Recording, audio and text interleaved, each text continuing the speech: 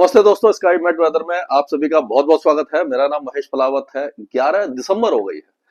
तो अब हम बात करेंगे कि आगे मौसम कैसा रहने वाला है। ये तो आपको पता ही है कि जो सर्दी है उसका इंतजार काफी लंबा होता जा रहा है। यानी कि जो कड़ाके की सर्दी पड़ा करती थी दिसंबर के महीने में, वो अभी तक दिखाई नहीं दी है। हालांकि सर्दी पड़ रही है क्योंकि सीजन है, धीरे धीरे टेम्परेचर गिरते हैं। जो सूर्य देवता है वो जो सन है वो सदर्न हेमिस्फीयर में धीरे धीरे नीचे जाता है, और जो स्लांट उसकी जो किरणें है वो स्लांट होती जाती है, यानी कि तिरछी होती जाती है, जिससे कि नेचुरली टेम्परेचर सर्दियों में गिरना शुरू हो जाता है। दिसंबर के एंड में तो काफी ज्यादा गिर जाता है और जनवरी के 10-15 तारीख तक रहता है। जैसे कि चिल्लई कला आपको मालूम है कि दिसंबर से जनवरी तक होता है, तो वो भी आने की अभी मतलब आएगा। तो लेकिन जो कड़ाके की सर्दी होनी चाहिए वो अभी तक दिखाई नहीं दी है।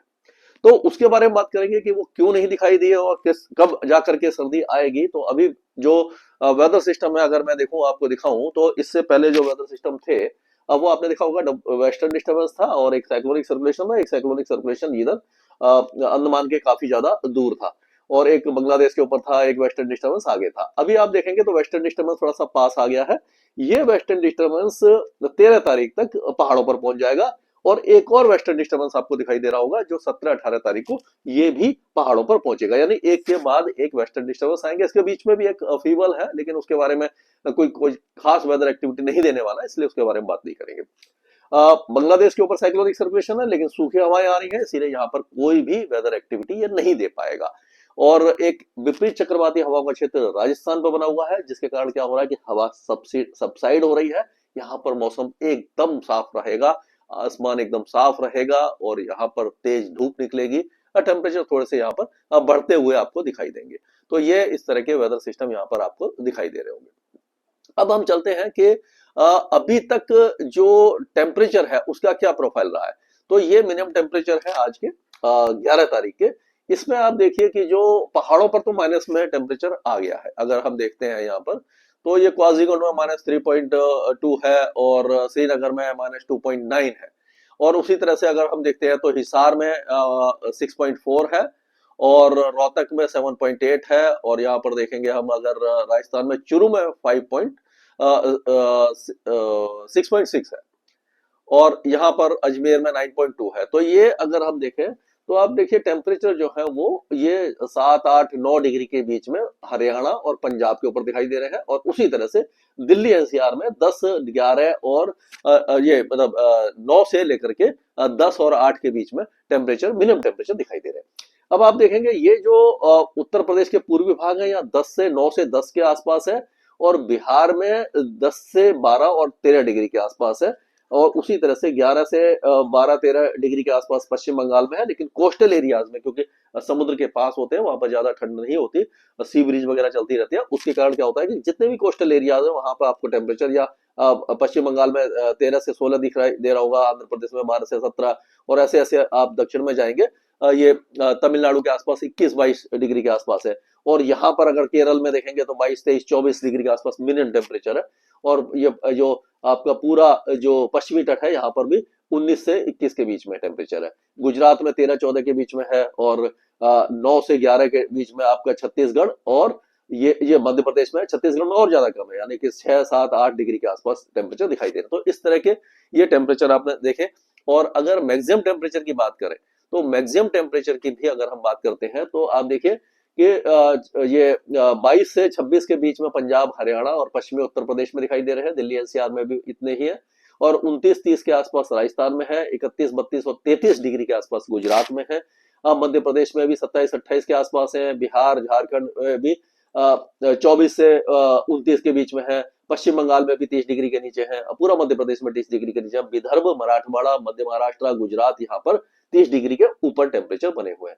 कोस्टल एरिया में 33-34 है, यानी कि टेम्परेचर अभी नॉर्मल है। यानी कि अगर आप देख सकते हैं 33 डिग्री, 32 डिग्री, 30 डिग्री के आसपास अगर मैक्सिमम टेम्परेचर है, तो गर्मी बनी हुई है। और उसी तरह से उत्तर भारत में अगर 22 से 24, 25, 26 के आसपास मैक्सिमम टेम्परेचर है, तो यहाँ पर भी अभी सर्दी नहीं आई है, क्योंकि जो दिन के टेम्परेचर अगर 15-16 डिग्री आ जाते हैं, जब कोहरा होता है, तब जाकर के कड़ाके की सर्दी का एहसास होता है। जैसे मैंने कई बार आपको पहले बताया कि मिनिमम टेम्परेचर से इतना फर्क नहीं पड़ता। अगर दिन में धूप निकलती है। मान लीजिए दिल्ली में या हिसार में, चूरू में, सीकर में यहाँ पर 2 डिग्री या 3 डिग्री का मिनिमम टेम्परेचर आ गया, यानी कि न्यूनतम तापमान 2 या 3 डिग्री तक गिर गया, तो उसमें क्या होगा कि जब ये टेम्परेचर आता है जस्ट बिफोर सनराइज, यानी सूर्योदय से जस्ट पहले आता है मिनिमम टेम्परेचर, उसके बाद जैसे ही धूप निकलती है तो बहुत तेजी से टेम्परेचर बढ़ता है, और आप देखेंगे 8-9 बजे के आसपास ही 10-12 डिग्री टेम्परेचर आ जाएगा, और जैसे ही 11 बजेंगे तो 18-19 डिग्री टेम्परेचर आ जाएगा, यानी कि सर्दी एकदम समाप्त हो जाएगी।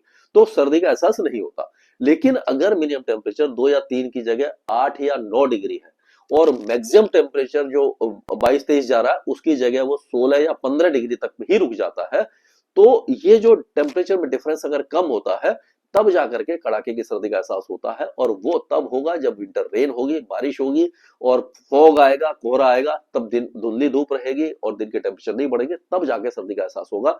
वो भी हमें लग रहा है कि तीसरे सप्ताह में जाकर के जब कुछ वेदर एक्टिविटी आएगी, वेस्टर्न डिस्टर्बेंस आएगा, तब इस तरह के टेम्परेचर आने की संभावना हमें दिखाई दे रही है।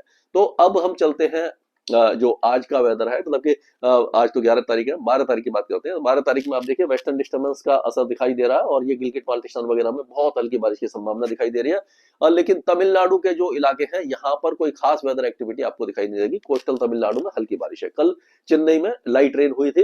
अंडमान और निकोबार द्वीपों में थोड़ी सी ज्यादा बारिश है, मॉडरेट शावर्स हो सकते हैं, 20 से 40-30 किलोमीटर 40 किलोमीटर की रफ्तार से हवा भी चल सकती है। अगर हम 13 तारीख की बात करें तो वेस्टर्न डिस्टर्बेंस का असर आपको दिखाई देना शुरू हो जाएगा। 13 तारीख को वेस्टर्न डिस्टर्बेंस आना शुरू हो जाएगा। गिलगिट बाल्टिस्तान, मुजफ्फराबाद, लद्दाख, जम्मू कश्मीर और हिमाचल प्रदेश के ऊंचे पहाड़ों पर कुछ न कुछ वेदर एक्टिविटी आपको दिखाई देगी।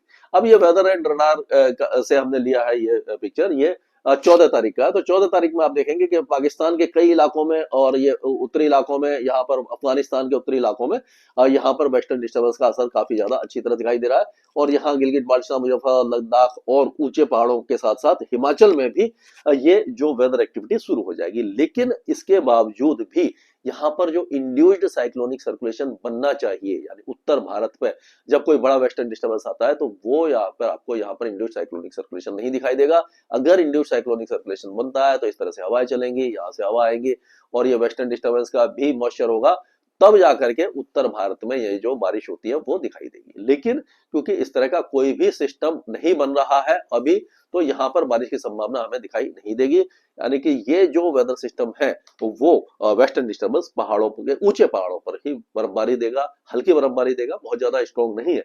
लेकिन उसके बाद 17-18 तारीख के आसपास एक और नया वेस्टर्न डिस्टर्बेंस दिखाई दे रहा है, उसका प्रभाव यहाँ पर काफी ज्यादा दिखाई देने वाला है।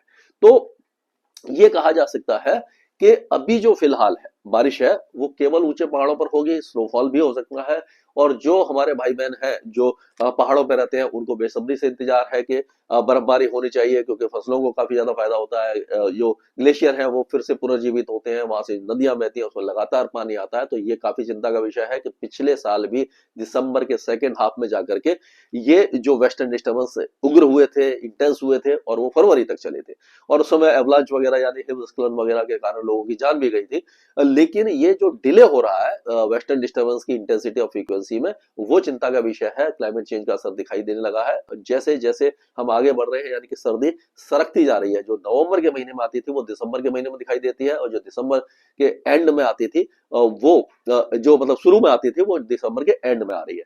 तो ये जो क्लाइमेट चेंज का असर काफी ज्यादा चिंता का विषय है। और देखते हैं ये 2024 और 2025 में विंटर लेट आई है, और अगर 2026 में ट्रेंड चेंज होता है तो हम कह सकते हैं कि ये पूरी तरह से ट्रेंड चेंज नहीं हो रहा। क्योंकि अगर लगातार 7-8 साल का डेटा अगर हम देखेंगे, तब अगर ये एक ही तरह का पैटर्न होता है, तब जाकर के हम कह सकते हैं कि हाँ, ये जो सर्दी है वो उसका पैटर्न चेंज हो रहा है। लेकिन एक बात जरूर है कि जो बसंत ऋतु है, यानी फरवरी में जो बहुत खुशनुमा मौसम होता था, वो अब दिखाई नहीं दे रहा। सर्दी से सीधे हम गर्मी में चले जाते हैं, टेम्परेचर एकदम बढ़ जाते हैं। रबी की फसल में नुकसान होता है, क्योंकि जो उसको जो ठंड का जो मौसम चाहिए होता है उसमें नुकसान होता है। नवंबर और दिसंबर के शुरुआती दौर में जो ठंड नहीं पड़ती, उससे किसान भाइयों को फसल की पैदावार और गुणवत्ता में काफी ज्यादा नुकसान झेलना पड़ रहा है।